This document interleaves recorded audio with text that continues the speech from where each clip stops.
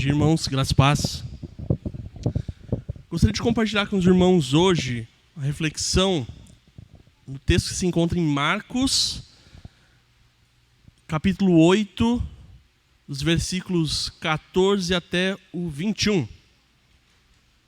Marcos 8, 14 ao 21.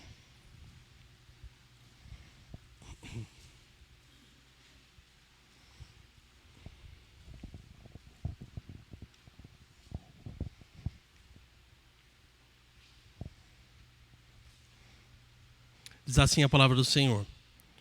Ora, aconteceu que eles se esqueceram de levar pães, e no barco não tinham consigo senão um só. Preveniu Jesus, dizendo: Vede, guardai-vos do fermento dos fariseus e do fermento de Herodes. E eles discorriam entre si: É que não temos pão. Jesus, percebendo, lhes perguntou: Por que discorreis sobre não terdes pão? Ainda não considerastes, nem compreendestes? Tendes o coração endurecido? Tendo olhos não vedes, tendo ouvidos não ouvis? Não vos lembrais de quando partiu 5 pães para 5.000? Quantos cestos cheios de pedaços recolhestes? Responderam eles: 12. E de quando partiu 7 pães para os 4.000? Quantos cestos cheios de pedaços recolhestes? Responderam: 7. Ao que lhes disse Jesus: Não compreendeis ainda? Essa é uma daquelas passagens, meus irmãos, que a gente passa batido quando a gente lê o texto bíblico. Essa passagem aqui, por exemplo, ela está situada entre duas passagens muito mais conhecidas e que chamam muito mais atenção. Entre uma multiplicação de pães e peixes, a segunda multiplicação de pães e peixes, e entre a confissão de Pedro de que de que Jesus é o Cristo. Então, duas passagens muito importantes, e essa passagem aqui no meio, como se tivesse espremida entre as outras. Com isso, quando a gente lê uma passagem dessa, a gente pode ignorar o quanto de aplicações ela tem para a nossa vida, o quanto de verdades da Bíblia a gente pode encontrar numa passagem como essa. Eu tive lendo essa passagem no meu devocional algumas semanas atrás, me saltou aos olhos, eu refleti bastante nela durante as semanas e gostaria de compartilhar com os irmãos hoje sobre ela. Então, no versículo 14, o primeiro versículo, a gente vê um acontecimento inusitado. A gente tem os discípulos entrando no barco com Jesus, e Jesus tinha acabado de discutir com os fariseus que estavam pedindo um sinal para ele. Os fariseus estavam pedindo um sinal, além dos que ele já tinha feito. Jesus tinha acabado de multiplicar os pães, ele encontra com os fariseus, e os fariseus falam: faz mais um sinal do céu aí para a gente. Jesus fala: não vou dar sinal nenhum, além do sinal de Jonas, e sai. E nisso eles entram no barco para ir para outro lado, para saírem de perto dos fariseus, e os discípulos esqueceram o pão. De alguma maneira, 12 cabeças não pensam melhor que uma, e por algum motivo eles só tinham um pão para toda aquela quantidade de homens dentro do barco. Eles entram no barco com um pão só. Imagina aí, se fosse uma reunião da UPH, os homens terminam o futebol, na hora que vai ver, só tem um pão, não tem carne, tem um pão para todo mundo. Ou a reunião da SAF também. Termina a reunião e vai ver, só tem o suficiente para uma pessoa. É algo inusitado. Talvez um até cutucasse o outro, né? Olhou assim na sacola: só tem um pão. Aí o outro vai: só tem um pão. E agora, o que a gente faz? Dentro do barco, vai pular na água para buscar pão? Esperar chegar do outro lado. É uma situação complicada. Eles se encontram ali, humanamente falando. E Jesus, a gente vê no versículo 15, não estava alheio à situação. Ele sabia bem o que estava acontecendo. Jesus sabe que eles esqueceram os pães, e ele aproveita a situação deles relacionada a pão para chamar a atenção sobre um outro assunto com um jogo de palavras. Eles estavam preocupados com o pão. Cristo fala para eles tomarem cuidado com o fermento dos fariseus, o fermento de Herodes. E pão e fermento era algo muito comum para eles, talvez mais do que seja para a gente hoje. A ideia do fermento é algo que vem lá do Antigo Testamento, lá em Êxodo, na fuga do Egito, quando Deus instaura uma festa, um período que eles chamam de festa dos pães ázimos, festa dos pães sem fermento. Durante uma semana toda, os judeus dessa época proclamavam a fuga do Egito, como Deus retirou eles do Egito. De que maneira? Não comendo fermento. Tirava todo o fermento da casa, limpava a casa, varria, jogava todo o pão com fermento fora, todo o fermento fora, para simbolizar o como Deus tinha tirado eles às pressas do Egito, e de uma maneira tão às pressas que eles não deveriam gastar tempo com nada que fosse segurar eles lá, inclusive deixando o pão fermentado crescer. Essa era a ideia da festa dos pães ázimos. Então, quando Cristo fala sobre fermento, algo vem na mente deles. Eles estavam acostumados com a ideia do fermento. No Novo Testamento, quando a gente vê falar sobre fermento, geralmente o fermento simboliza algo ruim, algo pequeno que contamina. Por exemplo, Paulo, a gente já viu em Coríntios e em Gálatas também, Paulo fala sobre como um pouco de fermento leveda a massa toda. A gente usa aqui a expressão no Brasil de uma laranja podre estraga a cesta ou alguma coisa assim, mas é algo no mesmo sentido. Um pouco de fermento estraga a massa toda.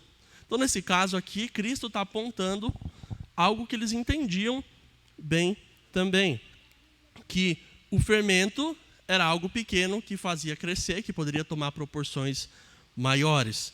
E nesse caso, as proporções maiores que Cristo apresenta aqui no versículo 15 são um mal vindo das lideranças da sociedade. Preveniu Jesus dizendo: vede, guardai-vos do fermento dos fariseus e do fermento de Herodes. Cristo está apontando para o mal dos fariseus, que nós estamos bem acostumados, e de Herodes, que era um governante, por extensão, talvez os herodianos, os próximos dele, que poderia contaminar os seus discípulos. Ora, eles não estavam andando com Herodes, muito menos andando com os fariseus, mas era uma influência que poderia acontecer sobre eles. Que mal é esse que Cristo fala? Que fermento é esse? Eu acredito que nessa passagem a leitura que a gente pode fazer é que o fermento é o da cegueira espiritual. A cegueira espiritual seria o fermento dos fariseus e o fermento de Herodes. Logo na passagem anterior, versículo 11, olha o que acontece. Mateus 8, 11.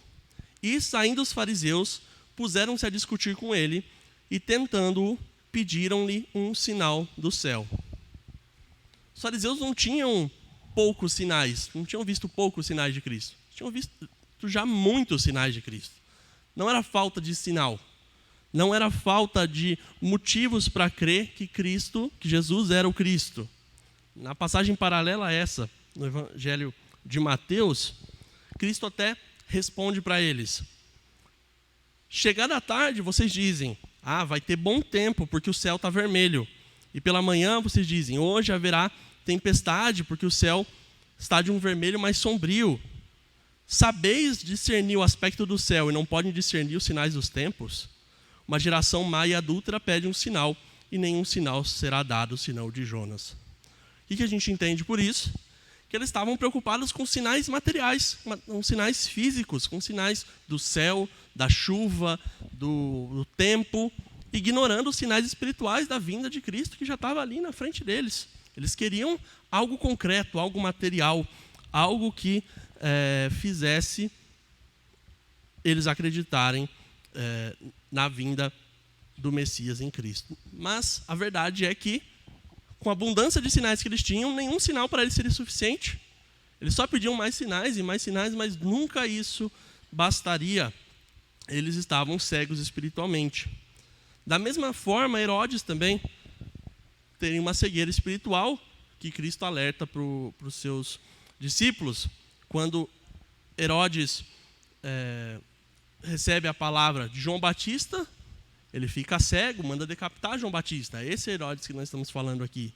É o mesmo Herodes que julgou Jesus também. Na verdade, Pilatos leva para Herodes, porque Jesus era um galileu e estaria na jurisdição de Herodes. Herodes espera que Cristo faça sinais. Lucas 23, 8 diz o seguinte: Herodes, vendo a Jesus, sobremaneira se alegrou, pois pois havia muito que queria vê-lo. Por ter ouvido a falar a seu respeito, esperava também vê-lo fazer algum sinal. Ou seja, Herodes já tinha ouvido de Cristo, depois ele viu o próprio Cristo, e isso nada nele causou. A cegueira espiritual dele havia já tomado conta.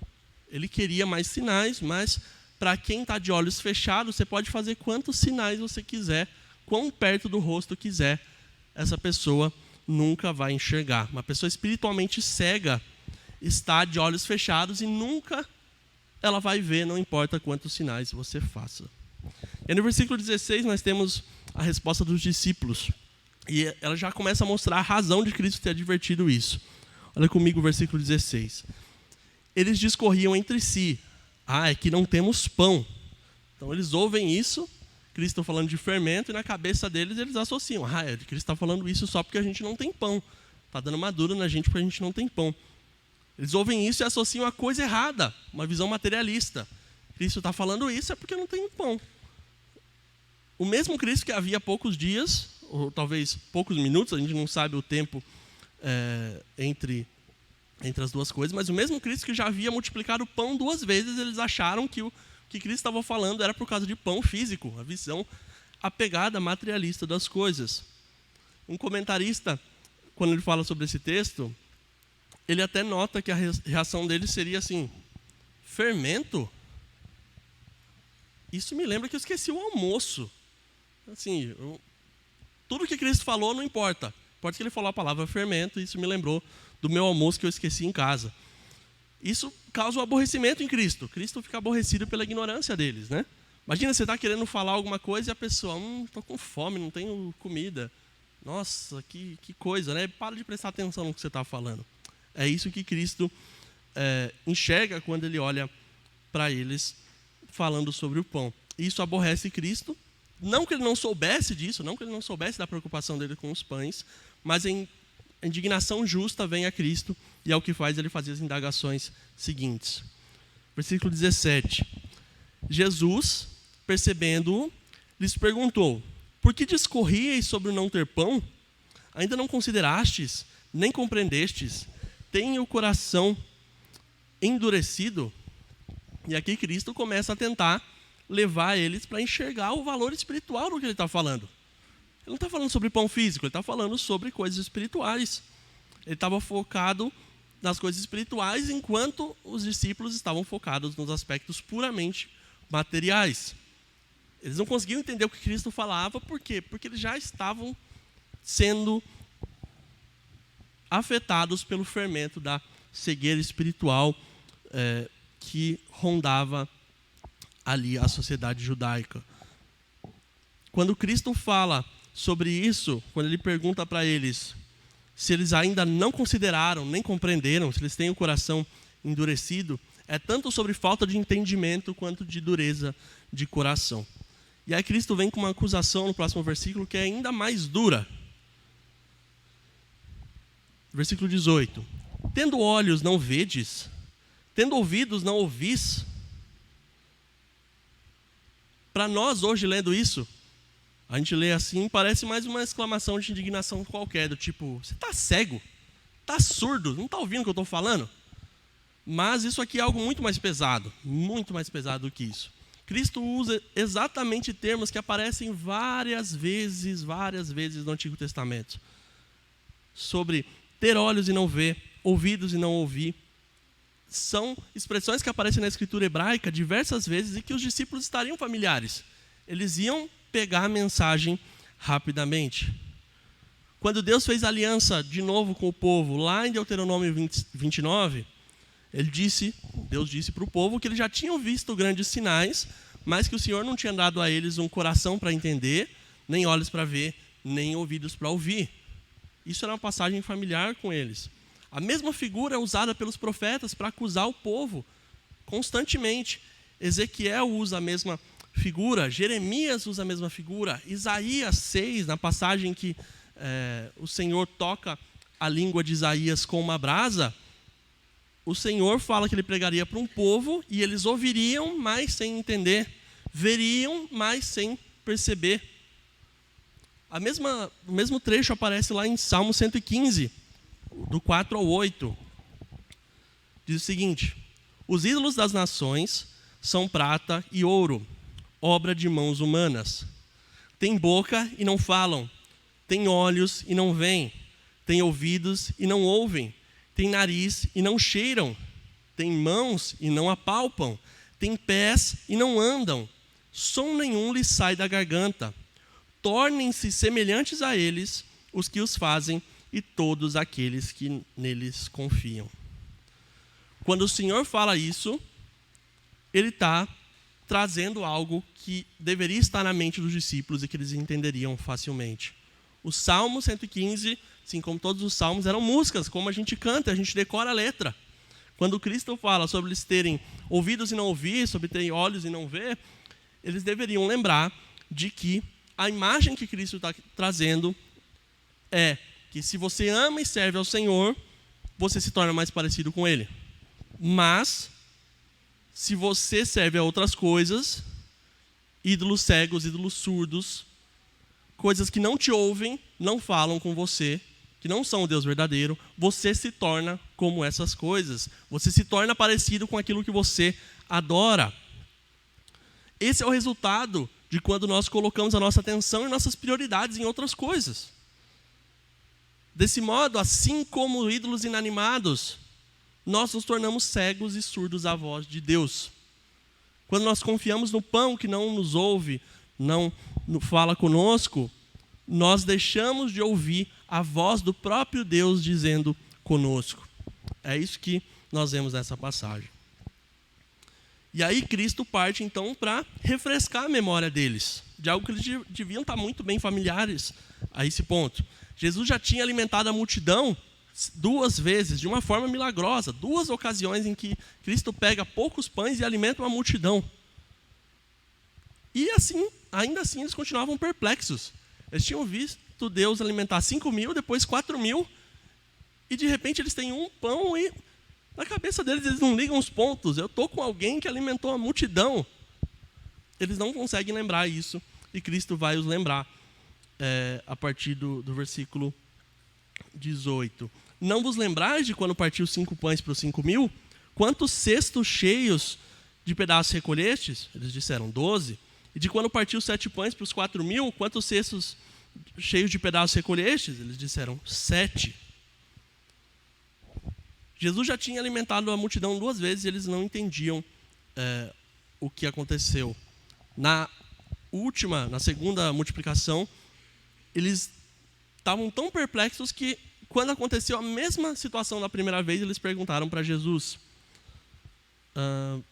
No versículo 8:4. Mas seus discípulos lhes responderam: de onde poderá alguém fartá-los de pão nesse deserto?